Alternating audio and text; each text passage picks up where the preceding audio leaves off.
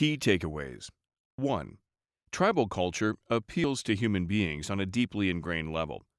People will often choose to live with fewer modern amenities in exchange for the equality, shared labor, and companionship. 2. War and crisis can temporarily trigger an increased sense of community and generosity, accompanied by decreases in suicide rates and rates of depression. 3.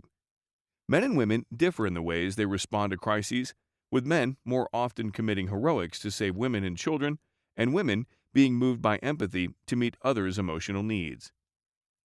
4. Symptoms of PTSD arise in people who experience trauma, regardless of whether they were involved in combat or were ever in danger. PTSD is most apparent when soldiers transition from war to civilian life. 5. PTSD recovery is hindered when soldiers feel alienated by their experiences, can identify no purpose for their sacrifices, or feel useless when they return home. 6. Societies with relatively low rates of PTSD transition soldiers back into society more carefully, offer a cohesive and egalitarian environment, do not identify them as victims, and give them purpose. 7. In the United States, where a small proportion of the population serves in the military, veterans can feel isolated because so few people understand their experiences.